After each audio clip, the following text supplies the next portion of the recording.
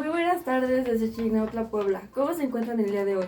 Lo peor que la economía de México, ¿verdad? Y si no sabe qué es a lo que me refiero, hagamos un recuento de las cosas más brillantes que le ha sucedido a nuestro país como gobierno. Primero, nuestro queridísimo amigo Luis Echeverría terminó su sexenio del 71 al 76 con una crisis económica jamás antes vista. En septiembre del 76 abandonó el tipo de cambio nacional de 12.50 pesos por dólar.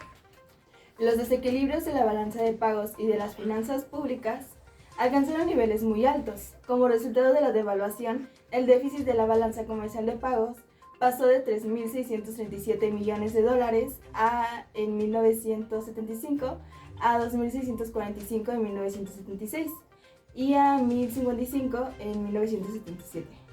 La tasa de crecimiento del PIB disminuyó a 4.2 en 1976, cifra muy inferior a las tasas de más del 8% registradas en el 72 y 73, y mostró signos de continuar con una tendencia descendiente. A finales del sexenio se firmó un convenio con el Fondo Monetario Internacional en el que el gobierno mexicano aceptaba los términos de un programa de estabilización estricto. ¿Qué podemos decir de Echeverría? Lo mejor que le pasa a su mamá, lo peor que le pasa a su gobierno. Pero bueno, esto no termina solo ahí. Cuando México decidió confiar en otro hombre, aparece López Portillo. Básicamente es una estrategia económica que consta de 3 etapas: 2 años para superar la crisis, otros 2 años para estabilizar la economía y por último los 2 años restantes para reanudar el crecimiento sobre bases bancarias. El resultado fue un enorme déficit del sector público, el cual como porcentaje en el PIB creció de 1.6 en el 70 al 5.2% en el 77 y a 16.5% en el 82. Más aún, en 1982 era el segundo año consecutivo en el que se registraba un déficit igual o superior al 15%. Pero es claro que los 2 años previstos para superar la crisis se redujeron a solo 1.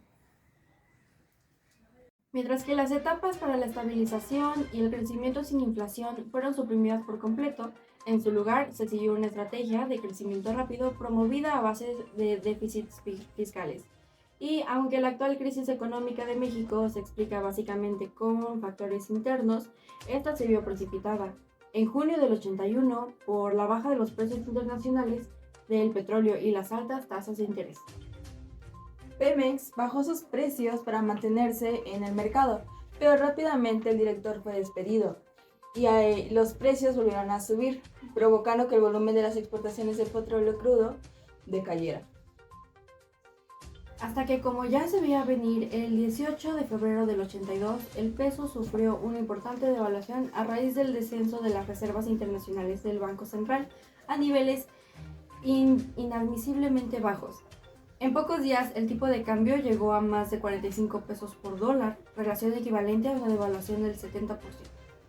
De ahí hasta agosto, debido a la intervención del Banco Central, el peso solo se despreció 4 centavos mexicanos por día.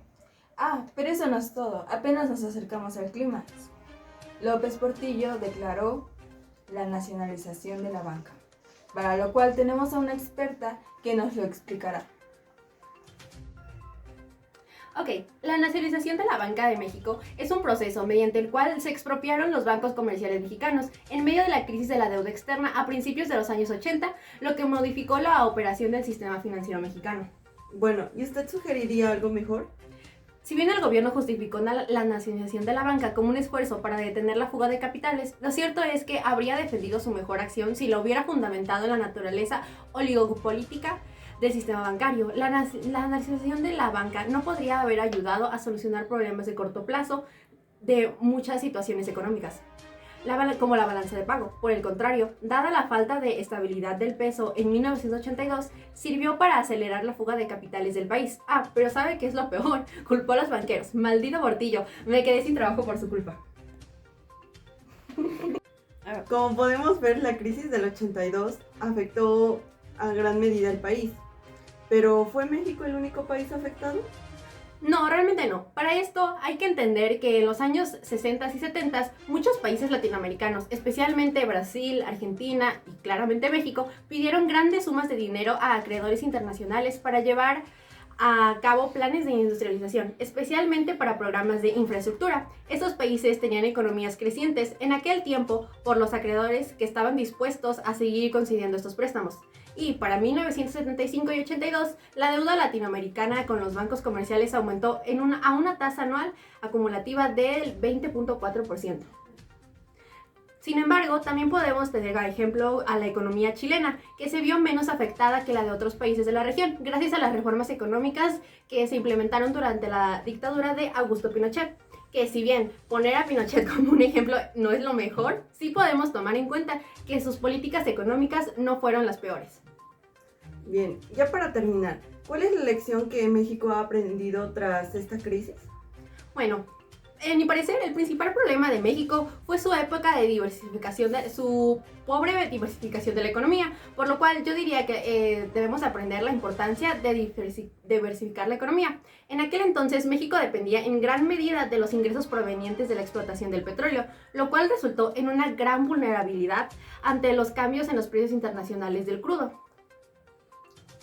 Ya escuchamos a una experta, ahora escucharemos a una persona que vive en esta crisis de primera mano. Una vez más presentada por mi compañera Yuridia, que nos acompaña desde la central de autobuses de Chignautla. Gracias, Diana, por introducirme. En este momento me acompaña la señora Esmeralda. Bien, ¿podrías decirnos qué piensas sobre la crisis en este momento? No, hombre, lo único que te puedo decir es que todo está muy caro. Demasiado caro, sinceramente. Pero el presidente dice que es algo temporal. Uy, temporal mi dolor de rodillas. Todo se encareció y aún siguen robándonos el dinero. Son unos ineptos, unos ricos despilfarradores que no piensan ni tienen una pizca de empatía por nosotros. Y en esta situación, ¿cómo se arregla en su vida diaria? Hombre, no me alcanza ni para las tortillas. Mi esposo tuvo que emigrar para los United para que pudiéramos mínimo comer bien. Ay, a mí tampoco me alcanza ni para las tortillas. Pero bien, ¿y usted volvería a votar por el PRI? Ni loca volvería a votar por él. De hecho, nuestro país está de mal en peor. Mi pobre hijo tuvo que salirse de la universidad porque no nos alcanzaba para mandarlo. Yo no voto más por el PRI, él robó más. ¡Pinche gobierno puto! Bueno, y hasta aquí nuestra entrevista. Al parecer el país no está muy contento. Ni yo, Marta. Pero ¿qué podemos hacer nosotros? Solo somos unas simples comentaristas.